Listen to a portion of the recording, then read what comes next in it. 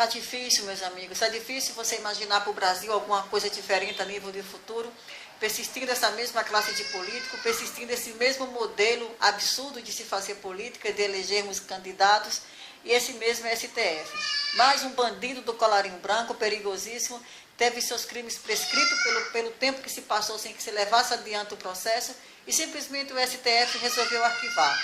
Marco Aurélio, o ministro Marco Aurélio, lembra dele? Aquele que teve suas filhas desembargadoras indicadas pela Dilma, e por isso mesmo ele foi contra o impeachment da amiga Dilma. Ele acabou de arquivar o processo contra o senador Jucá, porque simplesmente se passaram quase 14 anos sem que esse processo fosse levado adiante.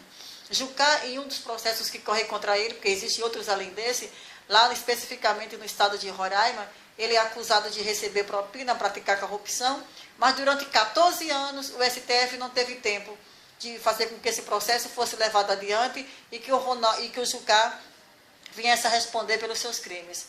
Aí você imagina o Brasil, né, com presídios lotados de presos pobres, não quero nem saber se é preto ou se é branco, porque o que vale mesmo é ser pobre, que antes mesmo de passarem por um processo, antes mesmo, em muitos casos, de saber até se são culpados, estão aí, entupindo presídios pelos mínimos crimes que vocês possam imaginar. Agora, bandidos perigosíssimos que cometem atrocidades como corruptos, está aí, blindado pelo STF, dura-se 14 anos com ele solto, sendo eleito e reeleito, né, que já é outro absurdo, é outro assunto à parte, de imaginarmos um corrupto desse nesse íntere, sendo eleito e reeleito, e o STF agora finalmente resolve simplesmente arquivar o processo contra o Jucá, que eu também costumo falar que ele ficou no lugar do Renan Calheiros, né?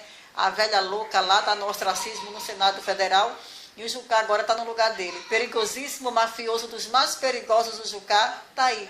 O STF, mais uma vez, passa a mão na cabeça de bandidos de colarinho branco. Quiçá a ação de justiça dos juízes da segunda instância, estaríamos lascados nesse Brasil se dependêssemos apenas do STF para que a justiça no Brasil pudesse acontecer e os corruptos pudessem pagar pelos seus crimes. Porque podem ter certeza absoluta, se dependesse do STF, Cabral, o Cunha, todos estariam soltos. Eles soltaram praticamente o Aécio, né, quando colocaram para o Congresso Nacional a decisão se ele perderia ou não o mandato. Então, a história do STF é essa, passar a mão nos bandidos do colarinho branco, jamais prender nenhum deles. Por quê? Porque o STF é um local de indicação de políticos, né? Todos eles estão ali por indicação de políticos. Quando o presidente decide por um, já escutou conselho de senador, de ministro, de A, de B e de C, chegam todos no STF com compromisso firmado de blindar a ação dos corruptos padrinhos. Não é uma vergonha isso? Vergonha. Pior é você imaginar que o Jucá tem seríssimas possibilidades de voltar o ano que vem ainda como senador da República. Aí vocês querem que eu acredite nesse modelo, querem que eu me empolgue com campanha eleitoral, com tantos crimes no Brasil acontecendo, tantos absurdos acontecendo, sem que a população se aperceba da gravidade da situação. Comemora, Jucá.